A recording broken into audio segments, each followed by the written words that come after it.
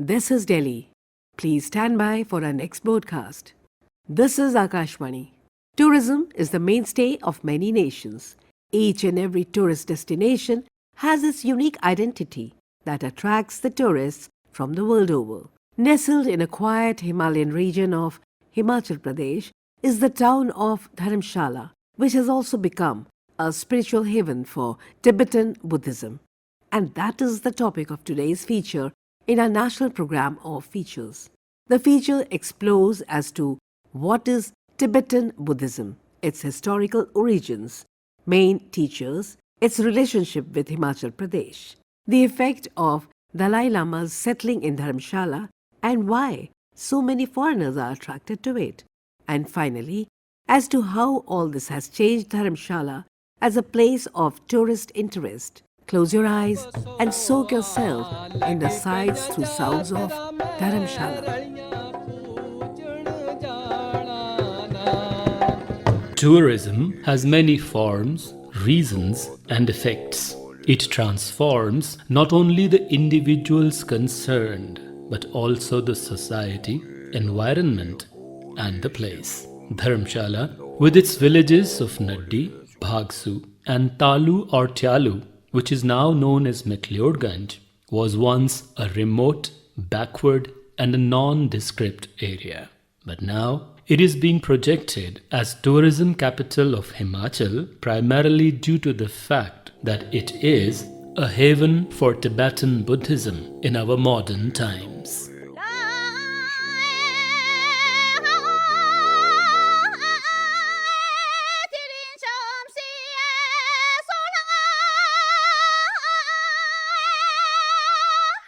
Tibet, also known as the roof of the world, has enchanted and mesmerized the civilized nations of the world since times immemorial. Shrouded in mystery due to its inaccessible terrain and harsh geographical realities, life there has attracted and enticed many.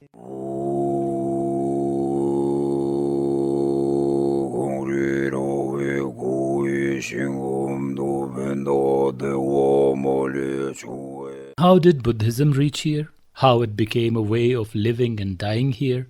The answers are interesting and dramatic. But more intriguing is the fact that Tibet not only imported and preserved Buddhism when it was losing its glory in the Indian subcontinent, but it also gave Buddhism another name, Tibetan Buddhism.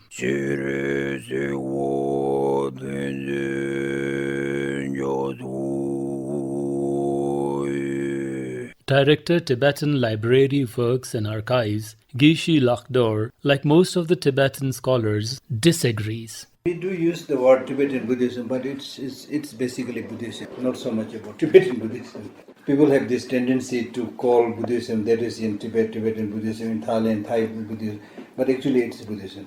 So the special qualities of Buddhism is same with the Tibetan Buddhism also. The specialty about Tibetan Buddhism is a comprehensive, complete form of teaching of the Buddha. It has the Theravada teachings. It has the Mahayana teachings. We have the Sutric teachings and Tantric teachings. So Tantric teachings is also there. Tibetan Buddhism is not only Tantra but complete Tantric teaching, which means Kriya Yoga, Charya Yoga, Yoga Tantra, Anuttara Yoga Tantra. Officially, Buddhism reached Tibet in the 7th century.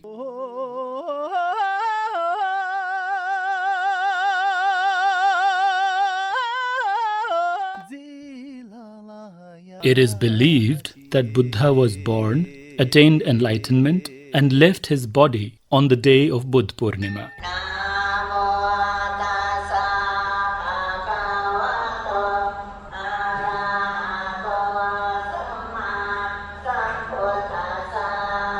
In India, we celebrate festivals of all religions with equal reverence and enthusiasm, and hence Buddha Purnima is a public holiday. The credit for declaring it a public holiday goes to Dr. Bhimrao Ambedkar. But in Dharamshala, Tibetans celebrate Buddha Purnima almost a month later.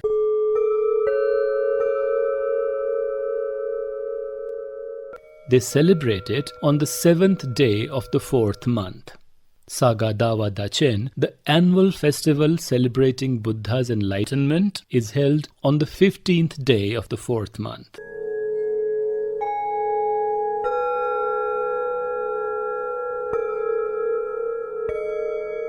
Gishi Dharamshala elaborates. The Chinese princess who married with the King Songtsen Gampo, she is very good in astrology. So the Tibetan, we follow the lunar calendar. So Buddha Purnima, we celebrate every 4th month of the Tibetan calendar. That's why there is a gap of like exact 1 month of Pali Buddha Purnima, and as per the Tibetan calendar Buddha Purnima, there is a gap of 1 month. Saka Dawa. Saka is the name of a month. Dawa is called the month. Before the arrival of Buddhism, the natives practiced a religion called Bon or Bun.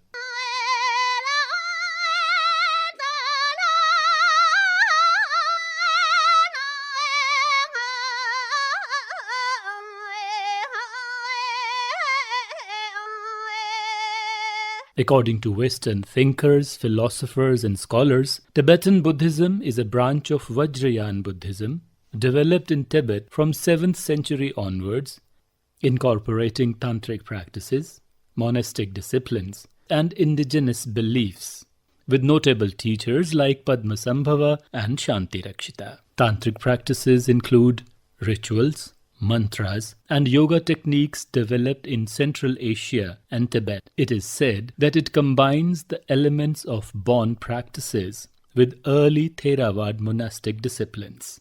Gishi Lakhdor tells us, No. It doesn't? Connection, of course. Connection, if you go to the very root of Buddhism, then of course it has connection to the prevailing religions at that time, be it, you call it Hinduism, whatever, all those sadhus, everybody has exchanged ideas and like that. So the Bon may have some influence like that. Tantra means basically it's more, stage by stage, slow practice. Then Tantra is said to be the more speedy path. Now in order to go into this speedy path, you should have some preliminary preparation of having development of love, compassion, more importantly a very good understanding of shunyata. Based on those practices, then you can imagine yourself as a deity in the tantric practice and so forth, and you can also visualize your channels and do all the yogic practices.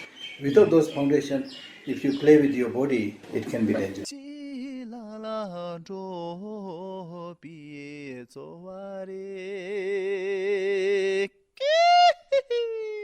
Tibetan Buddhism spread to Mongolia, Bhutan, Nepal, and parts of India.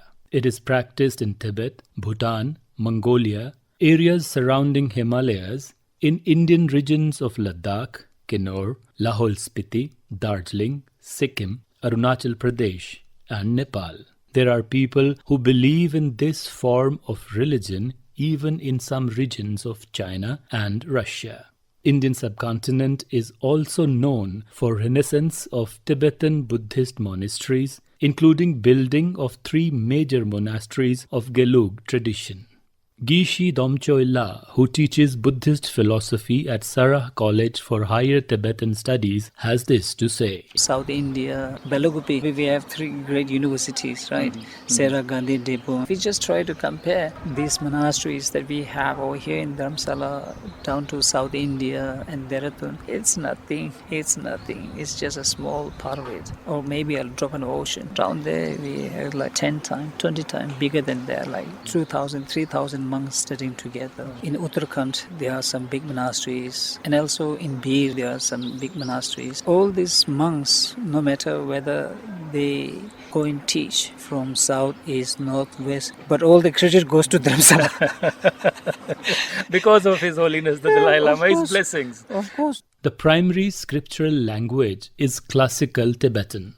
Gishi Damchoy La explains the reason and significance of this. So the Shanti Rakshita, what he said to the Tibetan king was, look, you Tibetan, like you have got your own language, you have got your own writings. So how about translating all these canons from Sanskrit and Pali into Tibetan. Why? Because at that time he found that in India the Pali and the Sanskrit, especially the Sanskrit, has become a classical language, and it's only few people who knows it, and the rest of the masses they doesn't know anything about it. So he just saw it's a drawback. So he suggested the Tibetan king to translate all these things into Tibetan. So the Tibetan scholars they started learning Pali and Sanskrit, and the Indian scholars especially from Nalanda, they started learning the Tibetan. So with the collaboration, they have translated all the teachings of the Buddha and the commentaries into Tibetan. So at present situation, we want to have teachings of Buddhas in script from A to Z. It's only with Tibetan.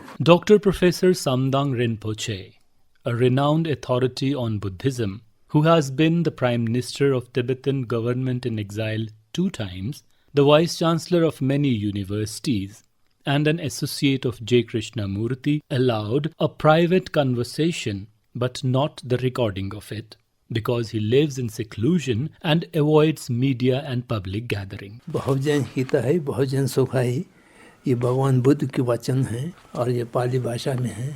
When we asked him what should Tibetan Buddhism be actually called or classified as, he thought for a while, and he thought long and deep, and then came up with the answer: Nalanda knowledge tradition in Tibetan language.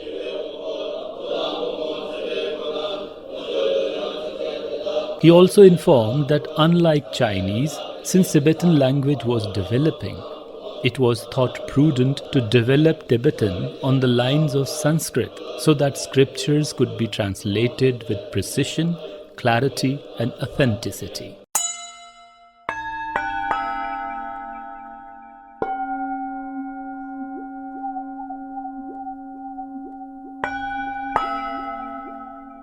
According to Geshe Laktorla, this accurate translation of texts in Tibetan language refutes the concept of Lamaism. Some foreigners who visited Tibet much earlier, who didn't get much information, they started calling Tibetan Buddhism as Lamaism because there's so much reverence to the Lama. So that's a big mistake, because when you say Lamaism, it gives the connotation the teaching Buddhism in Tibet is something fabricated by the Lamas. It is the original, Buddhism coming from India. All the translations are based on the Sanskrit, and if you open one text, right in the beginning it says in the Indian language, Arya Ashta Sahasrika Panja Paramita. Then the translation in the Tibetan language, and the rest is Tibetan. So that is to say that it is authentic teaching that came from India, not fabricated by some Lama.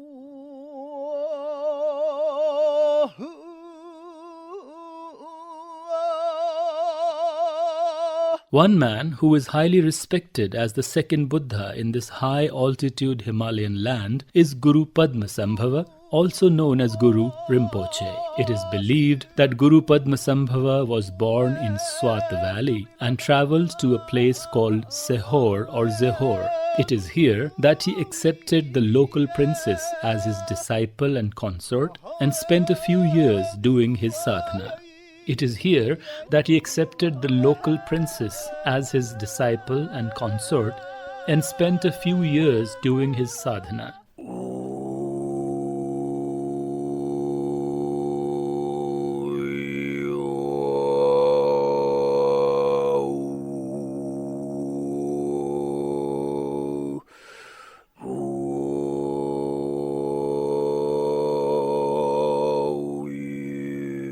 In our times, this place is in Mandi district of Himachal Pradesh, and the lake named Rivalsar, a few kilometers away from Mandi town, is a major pilgrimage site for the followers of Tibetan Buddhism.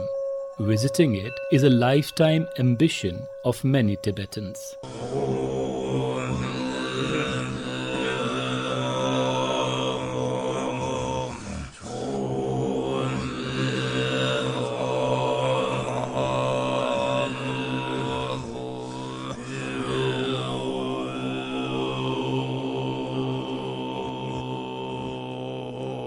Pandit Gajendra Sharma, the priest of Khuarani temple at Mandi, tells us what locals and Tibetans believe.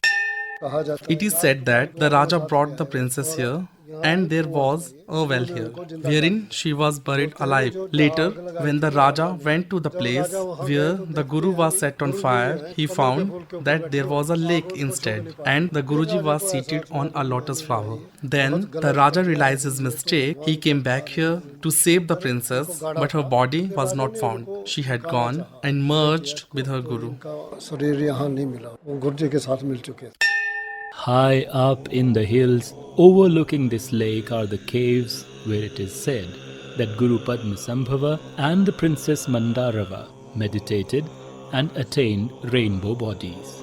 Rishi Lakhdor explains the religious significance and importance of this. Important, very important, because when Buddhism first flourished from India to Tibet, one of the most eminent teachers that came to Tibet was Shantarakshita. So he was an epistemologist and great scholar, but the land is said to be very rough. Some people say it's barbaric. So then he invited the great tantric teacher, Guru Pemasambhava, who is said to have pacified all the land, and he himself gives tantric teachings to select, few like the king and so forth, and the Shantarakshita did the main teaching. Now if you go to Mandi, still there is a place called Kuarani. That is said to be the place where the king imprisoned his daughter, because the daughter was going to receive teachings or whatever from Guru Pemasambhava. That's a big story. Princess Mandarva has a very high position Very high position, because he had a few important disciples, Khandru Soje, and I think 5 important disciples were there. She is a very prominent. Very prominent, very prominent. Vela ta dera tera चंबे दे चौगाने दूजा से लाया भर मोरा. Dharamshala, however, sits away, almost in a corner, in the lap of Dholadhar mountains. The small, sleepy town, however, turned into a spiritual haven when in 1959, the highest authority of Tibetan Buddhism, His Holiness the Dalai Lama, settled here and made it his home.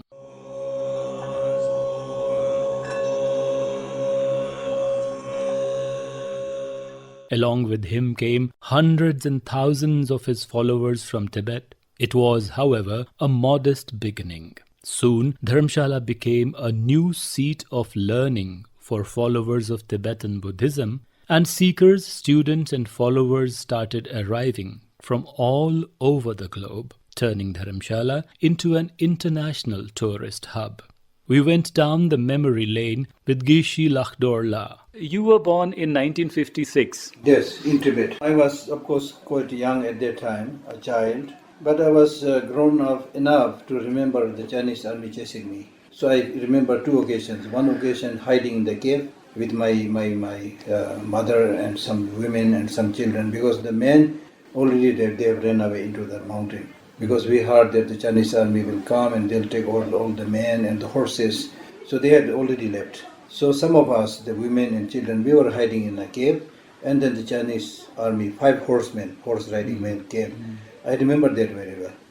That is one thing. Then, I remember crossing somewhere in Brahmaputra, where you can see the light, maybe star, whatever, but thinking that we are chased by the Chinese army, whatever, So a few things like that. Then came Dharamshala in 1975. By that time, I had already finished my 11th class in Dalhousie. At that time, there was hardly any construction in that part of Meghalaya temple. And the Institute of Buddhist Dialectics, which I joined, also has only 1 building. Then in Meghalaya, there were like a small shanty place, where they call it Dharamshala, and then maybe 2-3 small houses. In fact, just going from Meghalaya to temple, a little bit dark, then we used to have fear. Devil women waiting there, sitting there. Some people even saw it, Then some people say there is a cheetah in the, things like that. So, can we now say that Dharamshala ultimately became a spiritual haven for Tibetan Buddhism? Yes, of course. Not only Tibetan Buddhism, of course, because His Holiness is there, many great teachers live here. Then we have, centers here, things like that. But not only,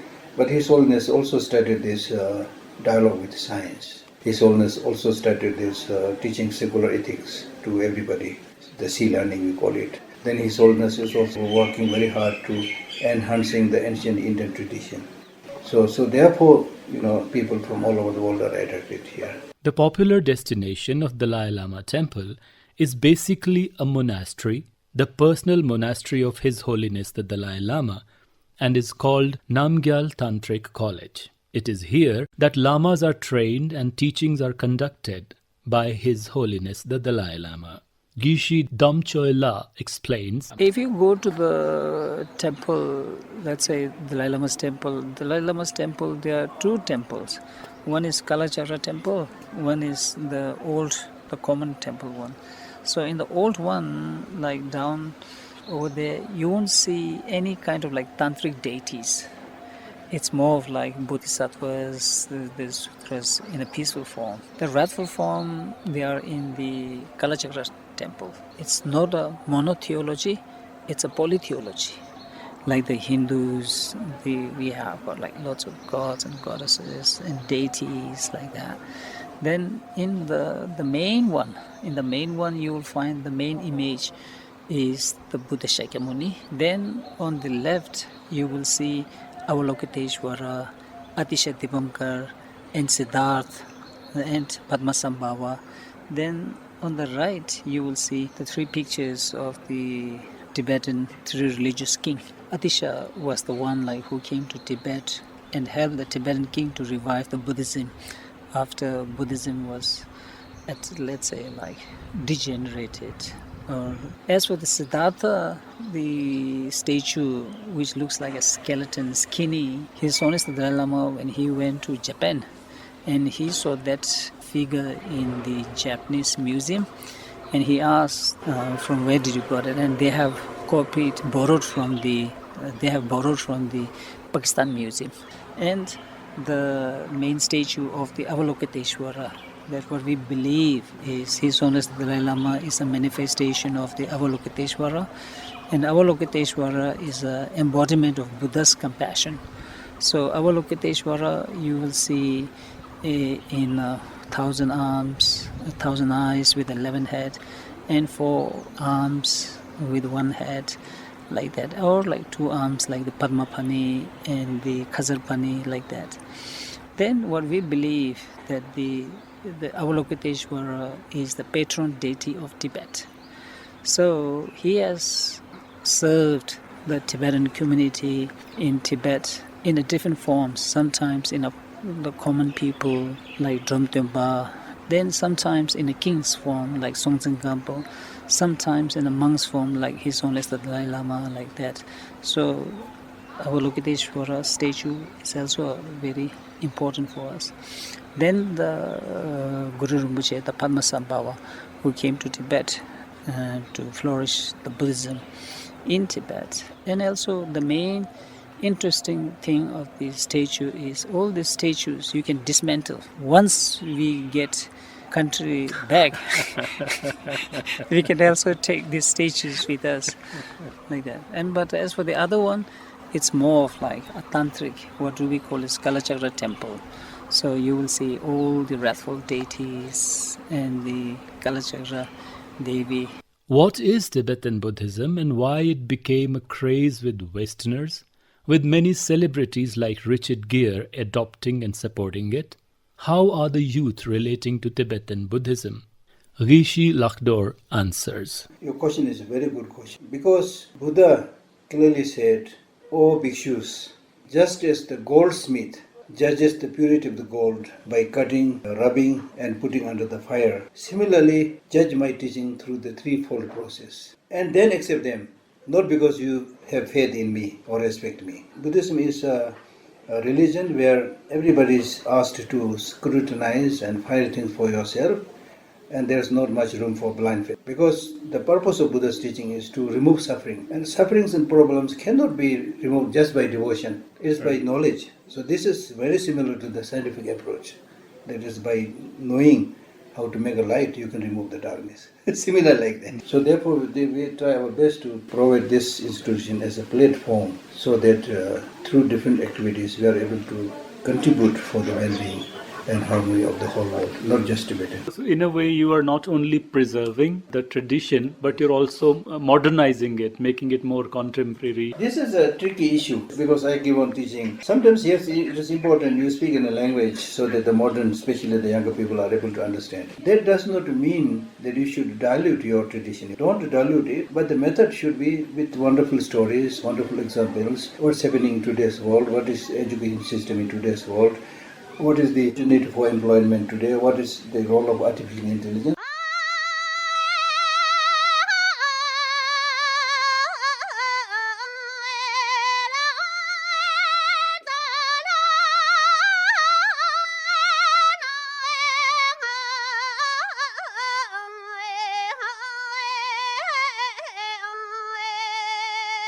Tibetan Buddhism has also deeply inspired and influenced Tibetan folk culture. TIPA, Tibetan Institute of Performing Arts, preserves ritualistic as well as folk dance traditions. Many monks created ritualistic dances and operas based on Dharma teachings. Dondup String, director TIPA, told us about one such man. Yuki Thangtung Gepo, founder of the Tibetan opera, was Yuki Thangtung Gepo, 8th century and 9th centuries. Tibetan art and cultures very specialized.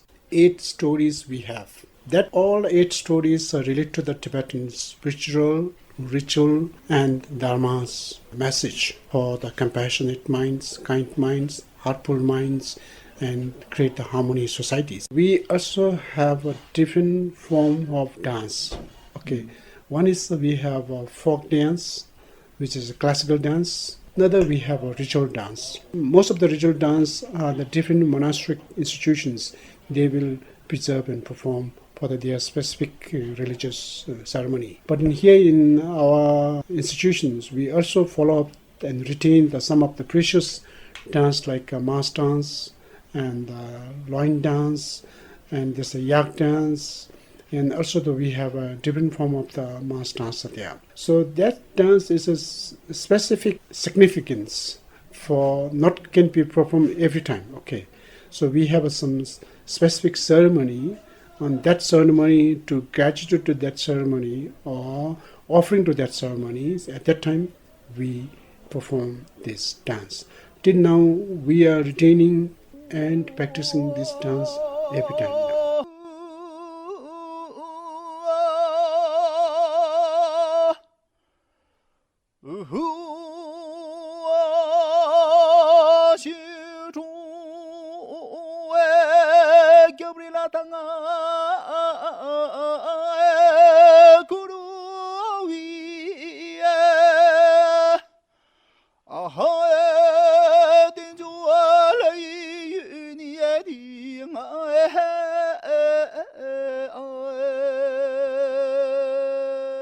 भागसुए दे पार हो चमका मारे धौला धार हो तू ताबा की लग दी. As of now, Dharamshala, Bhaksu and Naddi areas of Dharamshala, despite being a remote area in the hills, boast of an international cosmopolitan culture, the credit for which goes to the presence of the Dalai Lama. As a tourist, when you leave this modern-day spiritual haven, you carry with you memories of calm and cheerful monks clad in maroon robes, Tibetan ritualistic chants, the fragrance of herb-based incense, the spinning of prayer wheels and the prayer flags fluttering in the air, replete with the message of kindness and compassion. All these, for sure, would make you promise yourself that you will be back to this haven of Tibetan spirituality at the earliest possible. All you need is love. All you need is love. All you need is love. Love. Dharamshala is a spiritual haven for Tibetan Buddhism, written and produced by Sumit Sharma for Akashvani, Dharamshala. This was a presentation of the Central English Feature Unit and came to you from the Delhi station of Akashvani.